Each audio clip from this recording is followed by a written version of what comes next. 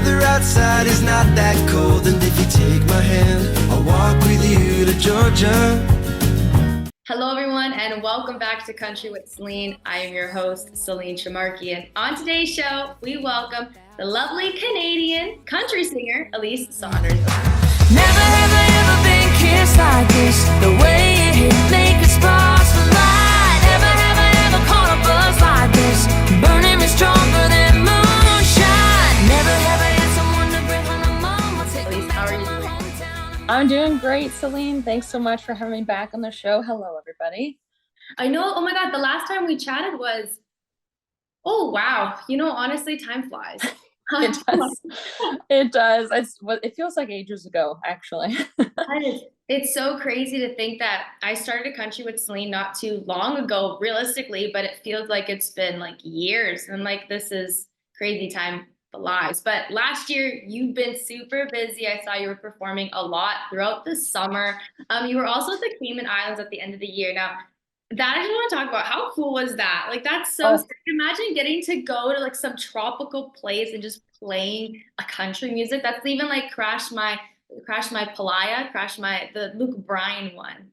Yeah, no, it was incredible. Oh my gosh, unreal. It was like living in a dream being there, and I didn't want to go home. I felt like kind of like Kenny Chesney, just stuck in island life forever.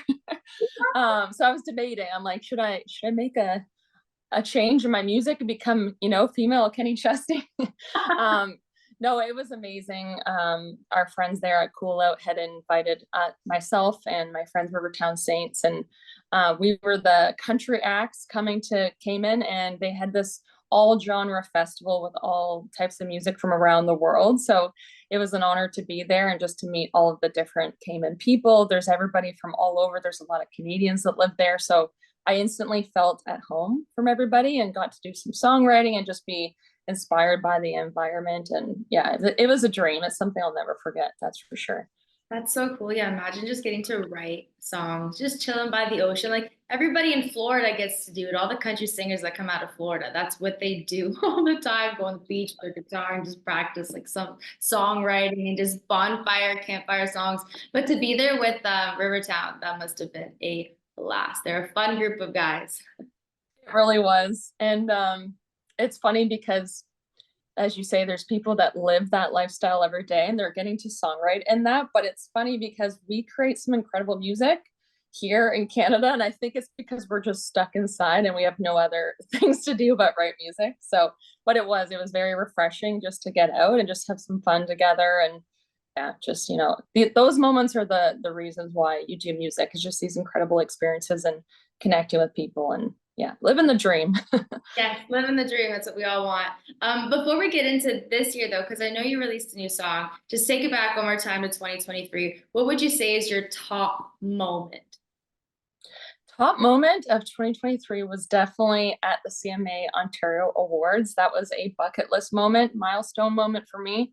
I've been on the other side of the stage for many years in my career, my journey, and these things never happen overnight. So I always looked up to the other artists that would be on those stages, accepting the awards, performing. I would imagine, what does that feel like? And to know what that actually feels like now, I'm kind of pinching myself, and it reminds me of how far I've come. And it was just an incredible moment that I went in and had no expectations. I had no idea I was going to win. And actually I was behind stage, just, hanging out with people, and they're like, Elyse, you should probably get to your seat. You're one of the nominees. And then when they called my name, everything just kind of went black, and I just kind of spoke from the heart. And it was an incredible feeling to be supported by my peers in the industry. That's something that I wanted to touch on. You won Music Video of the Year. Now, I want to know what goes into the music videos, because I know Roadhouse Production is behind it, and shout out to them. They are unbelievably talented. Yeah, so my friend AJ, a part of Roadhouse Productions, he does incredible work. He's worked with so many different artists in the scene. And what I've always liked about him is just that he's so great at understanding an artist's vision and bringing it to life. And he has such a creative eye for that thing.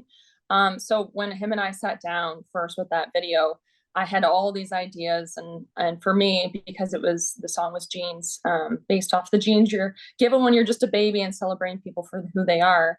it was important that we were capturing kind of the essence and the spirit of people from different walks of life and creating these dances. And my friend Courtney, who lives out west, she Zoomed me and we were talking about choreography. So it was this big elaborate project, and it was funded by Factory Canada. So that was super helpful because these things can be expensive. But it's my younger self that always wanted to create music videos. Is I get to do that, and they are so much fun just to have all the energy and people on set. And AJ and I just really, worked really well together, and I think that that's what showed through in the video. So they're so much fun to make. Oh, it must be a blast to make some music videos. And if you ever need an extra, I'm here. You're my girl. But to everybody, if you haven't watched the music video for Jeans, definitely go and do it. I enjoyed it so much. It was really good. And like I said, shout out to AJ and Roadhouse Production. They got an eye, and you artists really appreciate that because they want to help out as best as they can. 100%. And now you released a new single, Never Have I Ever. It is catchy. Okay, so Missy, take us through this one. What inspired this one too? I love like the wordplay in it too. It's really catchy. Thank you so much. So this one was written a couple of years ago with my very talented pal, Jason Blaine. And I was in Nashville, and we had this appointment set up to go to his family home there. And it was that morning, which sometimes this happens to me, is I don't even know what I'm going to write about that day. And then sometimes this spark of, I don't know, inspiration just comes through. And I'm like, I got to write this song today. So I had this melody idea, and never have I ever, and just the play on words of never have I ever felt a love like this. And just, playing off of that drinking game that we all grew up with and putting a spin on it. And Jason loved the idea. We ran with it. And it kind of happened together really, really quickly. He created a demo that day, and I was like, this is a hit. I can already tell. So I saved it for a couple of years until it was the right moment. And Dan Swinimer killed the production, as he always does.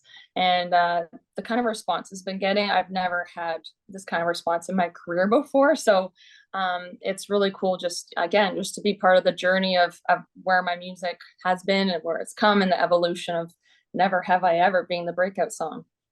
And you said with Jason Blaine, so you wrote this one with him. How was it working with such a known Canadian country singer who's been in the industry for quite a number of years? Yeah, he's such an icon and somebody I've looked up to my entire career. So, and to be friends with him and to have him take me under his wing, it means the world to me. And I do believe that a big part of this next step in my career is because of him, just because of his belief in my talent and in my craft. And he's a big feature on the song, as well as electric solos, and Bee Gees are in there. But yeah, just to have his support is so cool. He's such a down to earth person, and getting to know his family, and we've done some shows together. It means a lot. Now, going off of that, since we released this single, I'm expecting more music coming from you, Elyse. Is that going to happen this year? Yes, it is. We got some new music being funded by our Creative BC, which you are familiar with them. You're just neighbors to them. Yeah. So yeah, we do have some new music in the works. We have one that we're thinking about for springtime, but we have a nice EP coming out down the pipeline.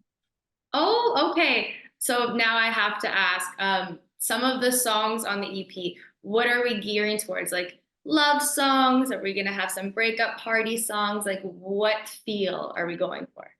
I feel like we have something for everybody. I always like to come from the angle of whatever I'm doing, that I want to be able to empower people, whether it's a breakup song or a love song or something more intimate. So it shows a lot in this EP. And as I feel like that's kind of a trend that I do with a lot of the EPs I work on, is I want to show these different sides to me. But there's a song on there that I'm excited about. It shows a little edgier version of me that people haven't seen yet. So that one's being saved, and some more collaborations. So it's a lot of fun. It's a lot of fun. Oh, that sounds so exciting. When you say edgier version too, my thought just went straight to rock. I don't know. I feel like you can get away with some like rock if you were to go that route.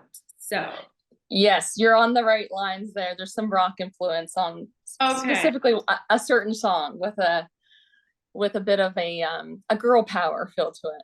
Ooh, okay. I'm excited for this then. Yeah, I just had I know you, I know your voice. I'm like, she can definitely like she's got pipes, so she could definitely hit some like rock tunes for sure.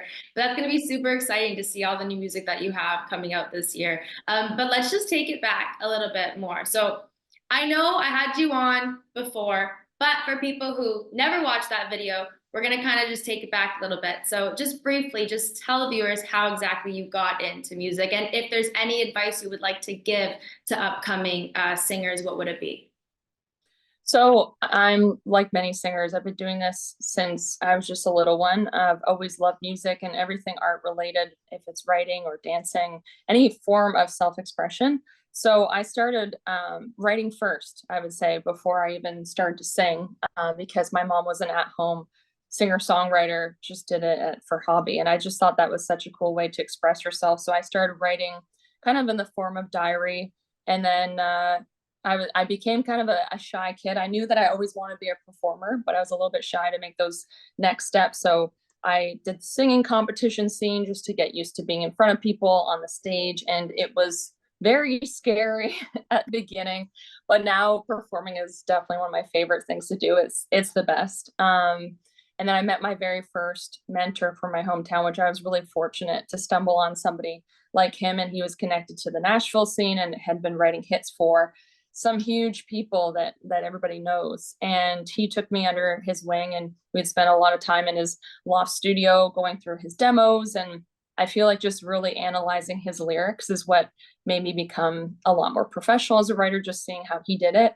And then it was important to him that I would find my own identity and my own voice, and not just be a good singer that could sing songs, but also to be able to bring a song to life. And who is Elyse Saunders? So it was really helpful for me to have that mentor early on, and then having Nashville as part of the route so early on too. I've been going back and forth with that being part of my development, and then just took the time to develop who I was as a person, and all these different sides to the industry is like, the 10-year overnight success of Hard Knocks, and just getting to know what the industry is all about, and learning how to make this a business was a big hurdle as well. And then trying things out, seeing what people like from you, and then kind of really getting into that space of creating music that feels right to you and feels good to the people. So it's been a journey. I'm grateful for the journey, and I'm excited about where things are now.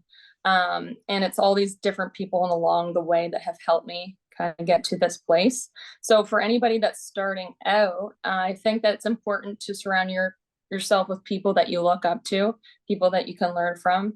If you want to become a better writer, write with writers that are better than you and learn from them. Be open to criticism, but also this is not an easy industry at all. It's not going to happen overnight, most likely. So believe in yourself, believe in your craft, and just enjoy the ride. And don't let anybody say no to you. If you love it enough, it's going to work out. I love that. See, and you believed in yourself, and now look where you are. So it just goes to show that if you can dream it, you can believe it, it'll happen. But it takes time. Everything is a process. You just gotta enjoy the ride while you're on it. Oh, you really do. Because if you don't, these things can be hard. It's not easy. Being a sensitive creator, it's it's not easy unless you love it.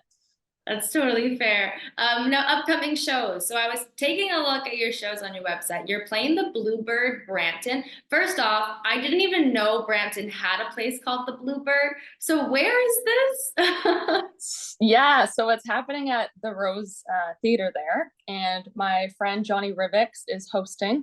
And he does these, I guess, once a month. They sell out pretty quick because it's a really cool experience of intimate acoustic style showcases. And this one that I'm a part of is an all-female showcase, which is really cool.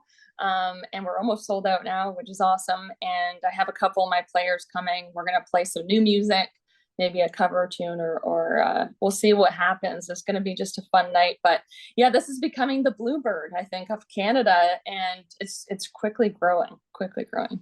I love that. I mean, the Bluebird's such an iconic name. If you've been to Nashville, you just know of Nashville, you know of the Bluebird Cafe. And to have a place like this, like called, like something that they're starting called the Bluebird, I'm all for that. That's totally fair. And it gives a platform for artists to perform. Because in In Ontario, it's just the country scene is massive in Ontario. It is massive all across Canada, but the live music aspect of it is not like Nashville, where you can go out every single night and go to a different bar and there's like music playing here. You can go listen to somebody sing at this bar or go to a songwriting session.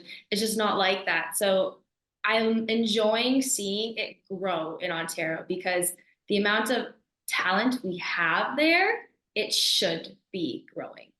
Oh, 100%. We have incredible talent here in Ontario and across Canada that we need places like this to showcase that and get people behind Canadian acts and supporting. And the only way that they're going to do that is be able to hear their music and see them in person and feel those connections. So yeah, I feel like in Canada, we're definitely more of a summer territory where it's like we get a bunch of different festivals, but it's nice. We need that ongoing music scene. Yeah, we need that all year round, even in the winter when it's minus 40 outside. We're cold as heck. We want to go summer weekend, like the warmth and enjoy people singing and not just be cooped up in our homes all bundled. It's not fun. It's not fun. But that's going to be exciting to perform there. Anything else you have planned for this year where you're performing? I am working with a booking agency this year, so we do have some fun places in the works that are not announced yet. I'm really excited to announce those soon. They will be up on my website, so people can tune into those. But I can't announce them yet, but I'm very excited. Some really cool festivals. That's totally fair. All right, well, we're going to be so excited to see all the places that you announce when it's time. But speaking of festivals, actually, to end this on a festival note, because summer is coming soon. We're in January, February right now. I mean, it's coming up. But so if you were to build your own music festival, who would the 3 headliners be? Oh my goodness, that's an amazing question. Thank you. I think, well, my friend Jason Blaine there would have to be on the list because he's been so supportive to me. I think it'd be awesome as well just to have, more females on these stages. Any of the females in the scene are killing it. It's hard for me to choose one. My friend Kelsey Main, I'm playing with her soon, like at this Brampton Bluebird. It'd be awesome to see her on the stage. Megan Patrick, I've been a fan of for a long time, and what she does. Yeah, any of the females, they're rocking it out there. I'd be like, females submit. Let's get you on the stage. There should be an all females like festival. There should be. Pay money to go to that. Like every single at Boots and Hearts. I believe it was the year before last year. Didn't we have? Wasn't there 3 headliners? I think there was. Yeah. Yes, there was. Yeah. Okay, I remember that. That was there was Robin Orlini, Shania Twain, then you had Lindsay L. That was a good show, honestly. I mean, yeah, I would pay to see that again. I would add them to the festival for sure. But I love how you, instead of going like Morgan Wallen, Luke Combs, like Miranda Lambert, you kept it more like local and not so like top tier. Like, you know what I mean? I really love that. That just goes to show that you're very supportive of your friends and just good country singers that are making their name more known in the industry. Yeah, I think we need more of that. I think that all of these artists that are at the top are incredible, and I think we all get inspired by them. But in Canada, we're still trying to make our mark, I feel like, and just trying to support our own. And that's why it's so important that people do come out and support these events that pop up. And I'm seeing it. There's definitely a want and a need for it, especially with these shows that we're seeing with the Brampton Bluebird selling out all the time. So yeah, I think we need more festivals that put a focus on that for sure.